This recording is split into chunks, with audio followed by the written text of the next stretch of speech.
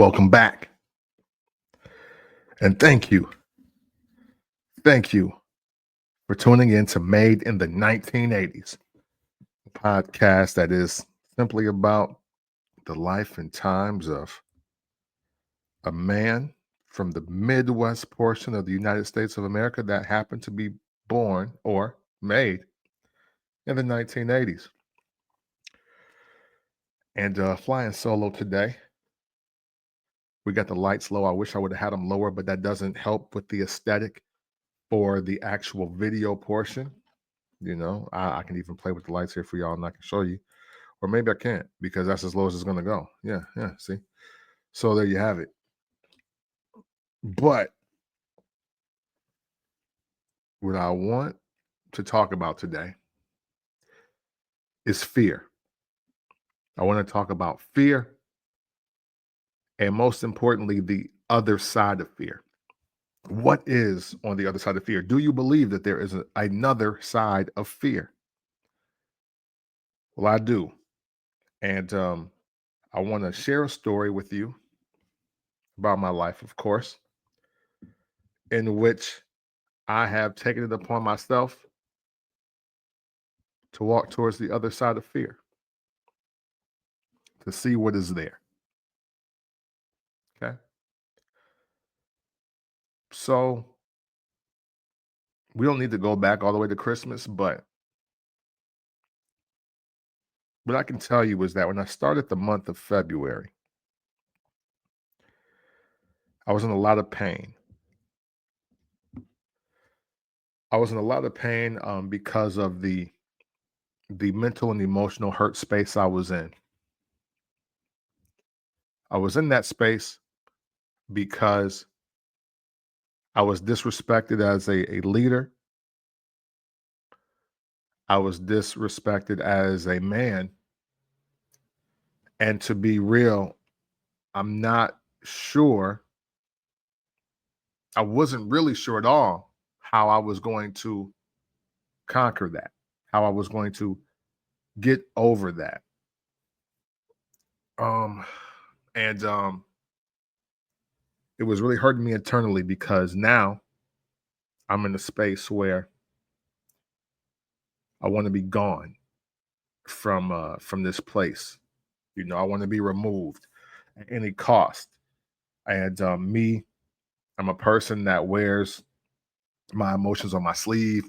I suck at being phony. It's hard for me to be fake. People see in my face when I don't like you, when I don't want to talk to you, when I want nothing to do with you. People can see it, people can feel it, and I'm okay with that. But at this point in time, it's affecting the money, it's affecting the progress. It's affecting how I am going to effectively take care of my household. So I was really apprehensive about what to do. So, on top of that, the new business is moving slow. We made a lot of progress as far as information, network, learning the new rules of owning a vending business in the state of Tennessee. Learned something really interesting about government buildings and who has the first right of refusal to something as simple as vending in businesses that are owned by the federal government buildings in the state of Tennessee. That kind of stopped my colossal quite a bit because it's March and I haven't hit my goal of getting one location because of just new information that I was not privy to beforehand. So the business is not doing that great on one hand. And then I feel just bad, mentally, emotionally, body breaking down. I don't want to engage in certain conversations. I don't want to hear a lot of the just the nuances, the nonsense, and just the environment, the new culture that is coming around me. And I need an escape. So of course, you try to hang on, you try to do what's best. So I did what any other person does in that situation. You freshen up the resume, you throw it out there, you throw it out to the world, see what else is out there in an effort to get a new opportunity. Because that's what this is all about, right? Just opportunity. And I was pretty short on that.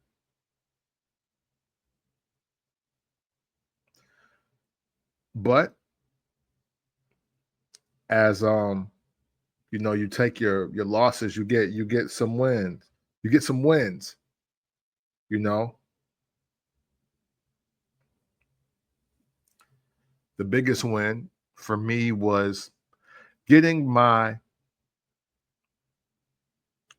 actual finance certificate in the mail, my certification through Harvard Business School online. I'm really happy about that achievement. I'm really proud of myself because I'd even got a little pushback about me even being a part of this industry. Uh, and that's a fault of my own because one thing that I've learned a lot, especially in the last 10 years. So, so this is my late 30s into my early 40s now. So, what I've learned really hardcore, really intense, the intense lesson I've learned in the last 10 years is that you can't even tell all of your friends and family everything that you want to do or the things that you are considering to do because many of them will see who you are and not necessarily see who you want to be or who you think you can be. So be careful as you share your goals, your aspirations, your dreams, or just your desires, because a lot of people don't like change to begin with. Some people hate change. Some people like the fact that they are the same person at 21 as they were at 31, as they will be at 45, and then even at 65. Some people are super comfortable with that. They like their routine. They like to be in the box that they have created, and they're cool with that. And then there are those of us that change every 3 to 5 years, maybe every decade. And what I learned in that, because I took a shot to it took a shot to my ego. My pride was a little bruised when I had one of the conversations.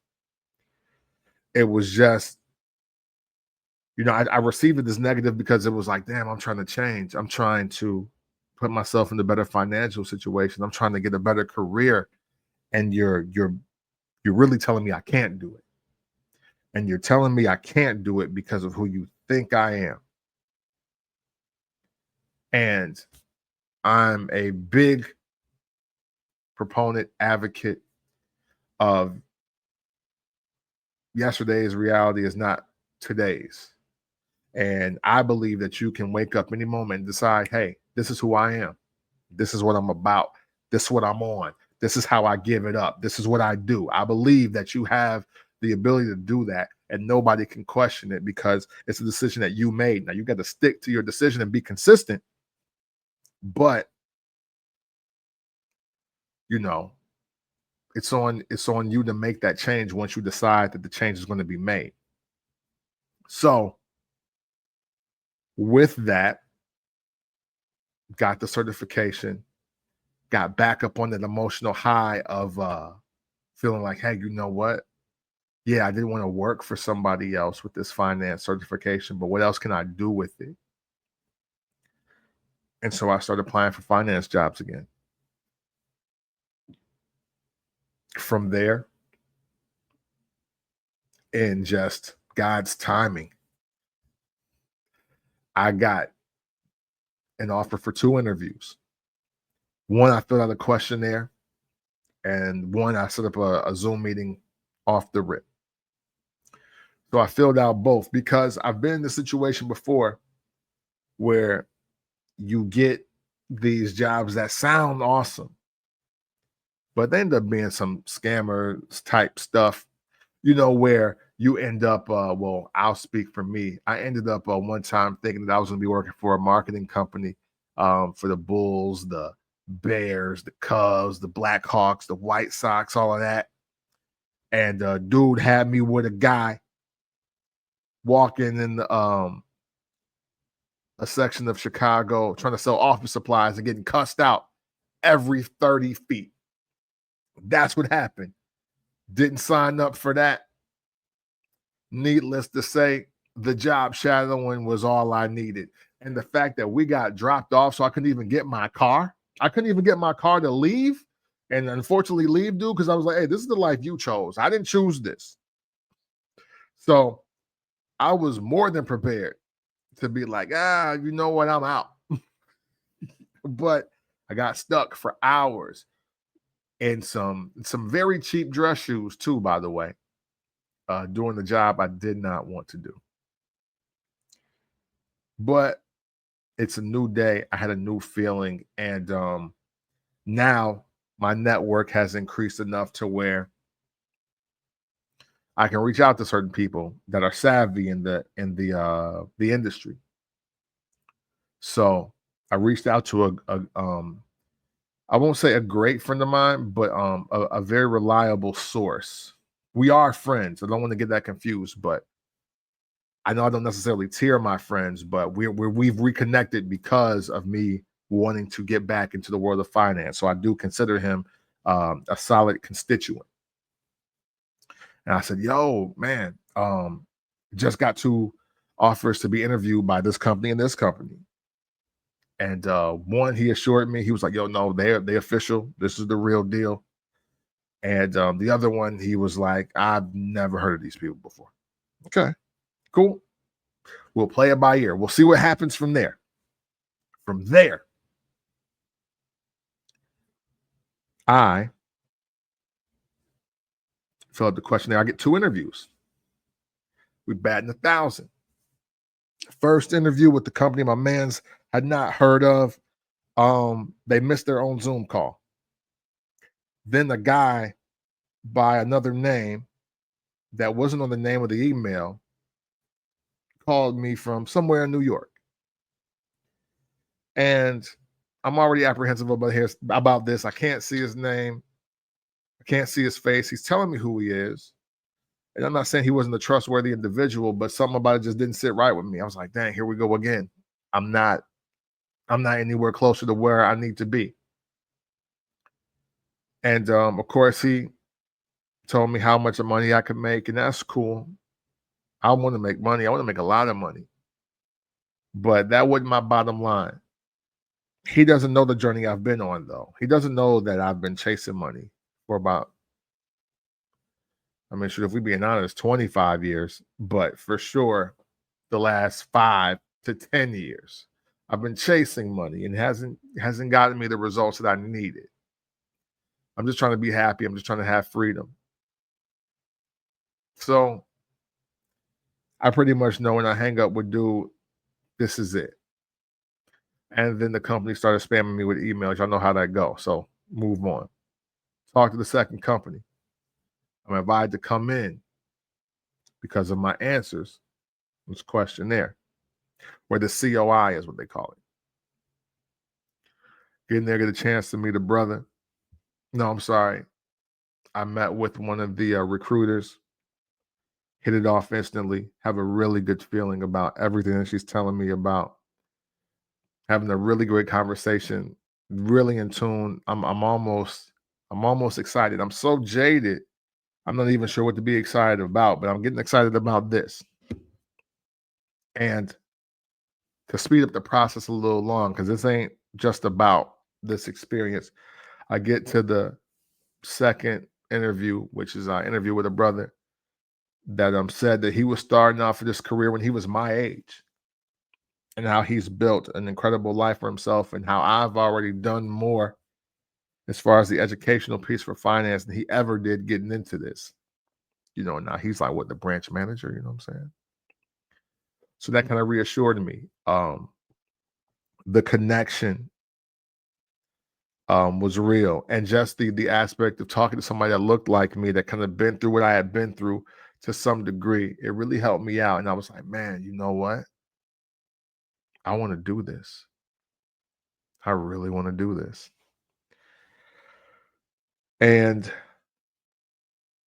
I want to say, I was asked to come back for an observation. And then right in that moment, I knew I was going to quit my job. Like I knew it. I knew I was going to quit without even having something lined up. And usually for people tell you never do that. But I've been very blessed. I've been very fortunate. I haven't worked 40 hours for pay this entire year, and yet I have not missed a bill. And no, not because anybody's taking care of me. I've been a pretty good steward of my money, and then it helps to get one of those last minute payments that you never receive from 2024 and 2025. That be helping a lot. But of course, I'm not afraid to hustle either, and we'll talk about that. And I'm thinking about these things. I'm thinking about the environment that I'm in work wise, and then I'm thinking about this environment that I'm sitting in, and I'm meeting with these people. And I met this wonderful lady who, it was almost like she just opened my chest up and saw my soul and knew exactly what was wrong with me. We also shared a similar story in a lot of respects. And she pointed out something I said in my COI, and she was like, "When I read this, I had to meet you," and that felt good. It felt good to be seen through my words, and it felt good to be seen with those words and still feeling like there was some value left in me. Because man, to be honest with you, man, I wasn't sure how much value was left in me, and that's a wild thing to say in hindsight, but that's where I was at. You know, I let a job that didn't appreciate me at all kind of make me think there was nothing out there for me other than starting my own business. And then when that slowed up, I was like, dang, what am I going to do? Because I don't want to be here 90 days. I don't want to be here 60 days. I don't want to be here, period. So, comparing and contrasting the two environments and the conversations I'm having with this lady, I'm like, man, I made up in my mind right then after I talked to her. I was like, yeah, I'm quitting. I'm quitting because it's just so hard to work for somebody that you don't respect, you know? And I did what I do normally. And what I've gotten a great habit of is taking the taking the lens off myself, taking the faith off of me and putting the faith in God 100%, you know? I pray on that. I put more faith in God than in myself because that's very important as I move forward in life. That's the true meaning of putting God first to me. It's like a light bulb moment. And I'm sure a lot of people that are just stronger in their faith and just stronger believers than I am, they already know this information. So I'm just letting you know my journey. And once I left that office, downtown Nashville, Music Circle, you know what I'm saying? Music Square. I'm out there and I just love how it feels to just be in this environment. You know what I'm saying? The building is beautiful. The people are beautiful. It's free food. You know what I mean? Like it's lit. You know what I mean? And the focus is helping people. The focus is making a difference. The focus is being the best you can because the money is going to come, and that's where I want to be. So, man, I was in constant prayer, and then just inside of me, something. Something in here was just write that letter and send that joint, bro. Write it, send it. It's over here. This is dead. This is done.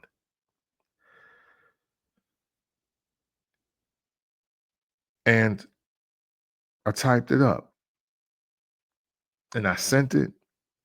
And boy, was there a weight just lifted off of my chest, my shoulders, my back. No need to make a big spectacle about it. I just wanted to just be done. And as I put more faith in God and in myself, it gave me a lot of self-reflection. And that reflection was, for years I've lived in fear. For years I have lived in constant fear. The biggest fear is going against the norm,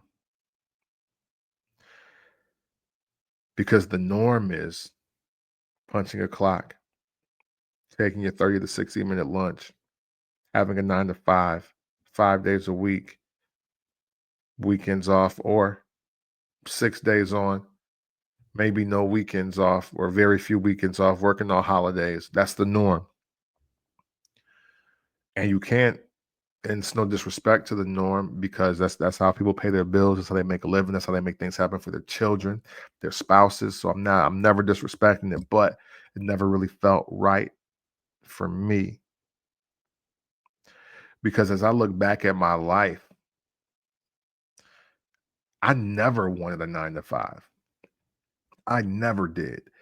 But amongst the working class, the proud working class especially, they think you're lazy when you say that. They think you don't want to work. I'm a worker. I'm a real great worker, matter of fact. I believe just in working efficiently. I believe in doing the most I can with the time that I want to allow to, and the value of that being enough to live abundantly, not even survive, but live abundantly. Because I always felt I could make money doing something. I just had no direction towards what. And since I didn't have that direction, 9 to 5 it is. I don't want a 9 to 5, but that's how I know I'm gonna get money, because nobody's really showing me, hey, you do this, you do that, you can make this. I It wasn't until years later when you just realize, oh, you want to be an entrepreneur, you want to, or you want to, own your own business, or just you want the power of your income to be in your hands, because that's the most humbling thing. I never ever felt, out of all the jobs I'd ever had in my life, I never felt that somebody was literally in control of how I made money, or they felt like they were in so much control of how I made money, until I had that conversation in December of 2024. Because that conversation felt like I should be grateful to be getting the money that I was being given to do the job I've been asked to do. And then I was told I sucked at the job, so I don't even deserve what I'm getting. And man, that made me, I'm still upset about that. I'm still very angry about that. But I digress. Let's move forward. Because for not wanting a 9 to 5 and feeling like you could make money doing something and you just don't know what, it's hard to move. It's hard to move, and to make a move when you have little to no guidance, you know. And then it's hard to explain to people that have worked for a living what you want to do. And that's, especially when that's how you've been provided for. My mom would kill me if I told her, I don't really want to have a job. You know what I mean? Like, what do you mean? How you think you going to school? How you think you got your clothes? How you think you're eating? It's because I work. um, and she's right.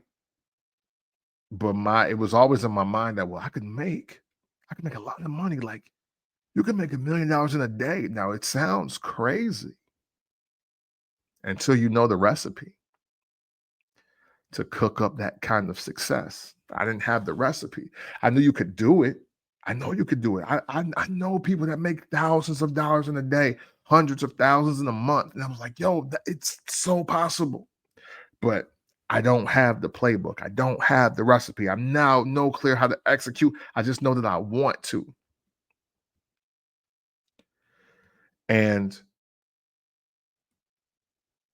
that's why I sent that letter of resignation. That's why I fell in love with this opportunity that's in front of me. Now, I'm in my mid 40s. Well, almost mid 40s, still early 40s. I don't care. I'm 40 plus, newlywed, teenage daughter, bills, responsibilities. Don't own anything. Don't own any assets like a home or a condo or anything like that. I still don't own my car yet. Got to pay it off, you know. And I'm quitting my job to take on another opportunity that I haven't even got yet. Why? Why and why now? Like, why would you decide to do that now? One is because I already felt like I was at the bottom. I've been really low the last, I'd say 180 days, to be honest with you. Maybe a little more than that. I've been really low. Career wise, I've been low. And working somewhere you don't love, or someone you don't respect, and the money isn't great, that's that's an easy enough recipe to cause a lot of anxiety. And I had a great deal of anxiety. It just did not feel good being that person in that space. I was explaining earlier, my body is all beat up. Um, and that's just from just the emotional toll, but that retail wear and tear, that'll get at you too. You know what I'm saying? And for what? Some money. Some money that's supposed to pay my bills, but if my body keeps breaking down, it'll need to be used for doctor visits. Ugh, it's just gross. It feels gross. You know what I mean? And on top of that, what's even more important than all of that is, when you already feel like a failure, failing is the least of your worries. I got so low. I was so far at the bottom in my mind that trying and failing at this don't even scare me.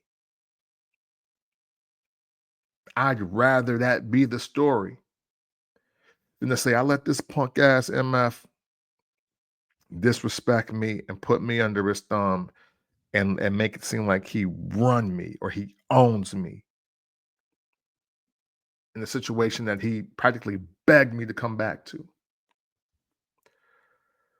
When you feel that low, there's nowhere else to go but up. I felt rock bottom.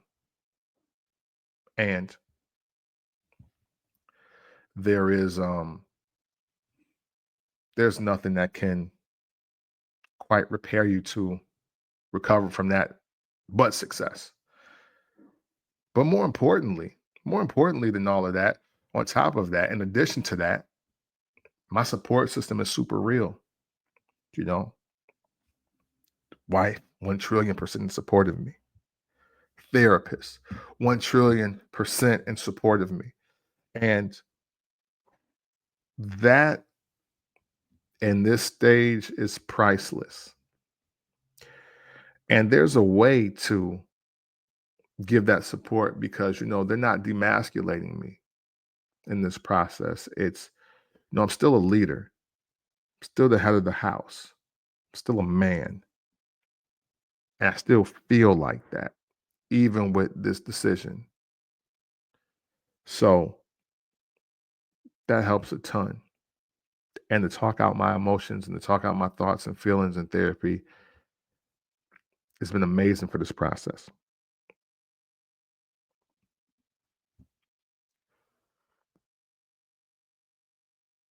I'm very happy to say that with everything that I've gone through from December through February,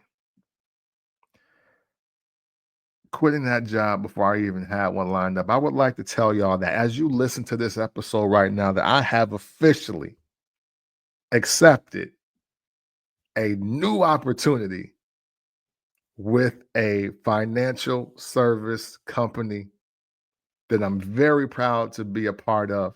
I'm very proud. I'm very happy that they accepted me, they see my story, and they believe in what they see, and they believe in what I can do. And man, it feels good to be around people that almost feel like they believe in you more than you believe in yourself, and they don't even really know you for real. The energy, it feels so warm, it feels so nurturing, it feels so loving.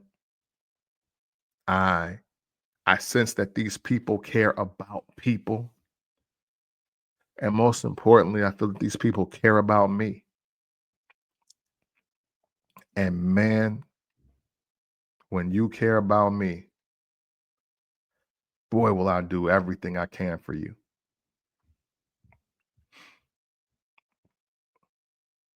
And that's where I'm at with it. You know, that's just one step of getting on the other side of fear.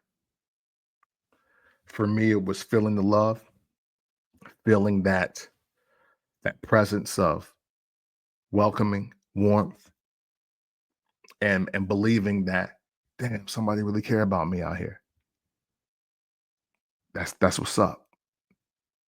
And they're giving me a chance to build a business in addition to building my other business with Pruitt Vending. So I don't have a 9 to 5 anymore. Commission based, need to build a network, but my freedom is mine. I'm still free. I'm free to do the work at the pace I want to do it for the days and the hours I want to do it, but it's still on me to produce. And I like the feel of that. That fits that fits my aura, that fits my energy because I'm here to work. I'm gonna do the work. I'm gonna learn. I'm gonna grow. I'm gonna evolve and succeed. I just don't know about it being 8 to 10 hours, definitely Monday through Friday, or potentially 6 or 7 days a week. Being told when to go, where not to go, getting vacations approved, clocking out for lunch and clocking back in, all that time card stuff. I don't know about all that, but I know about the work.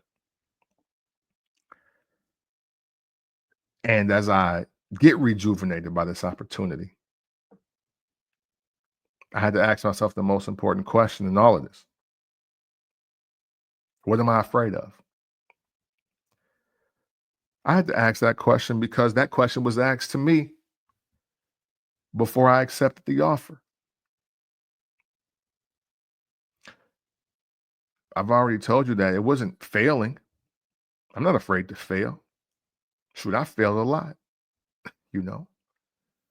I already have a child from a previous relationship and a divorce. I failed a class and was in danger of not graduating. I've been fired for jobs from situations that I didn't even necessarily have anything to do with. I've been kind of kicked out, maybe even blackballed to a certain degree of certain markets and industries. I've failed.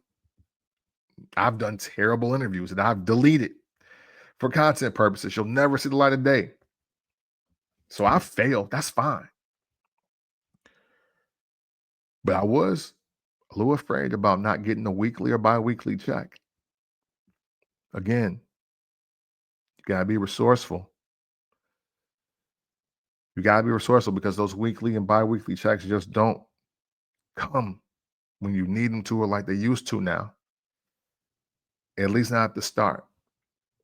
But again, I'm down to hustle. So, hey, still producing podcasts on the side, started door dashing, just to keep a few more dollars, nothing too serious. And we'll make the most of that until we get that first location for the vending or I lock in that first client, whichever one comes first. But when they both come, then hey, job well done. But with perspective and with time, and this is the answer I gave because I took some time to really think about fear. And sometimes your knees to get weak, your palms get sweaty, or maybe they may get ice cold and clam up. You're nervous.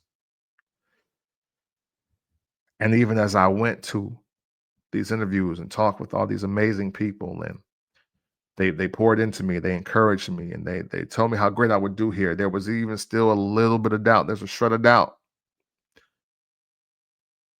And that shred of doubt crept up even a little bit when another opportunity I forgot I applied for reached out to me. It was a 9 to 5. It was a bossed up 9 to 5. That money was looking nice. Weekly too? Monthly? I want to say I was going to double my income on the low end for this job. So I'm very blessed. I'm very fortunate to be able to put myself in a position to where I can even get an offer like that. But as I looked at that opportunity, and then I looked at the opportunity that I ended up taking, I had to respectfully decline. My biggest fear is that freedom is right in front of me. And all I got to do is walk over there, walk right towards it, pick it up, put it in my hands, and prepare to never let it go.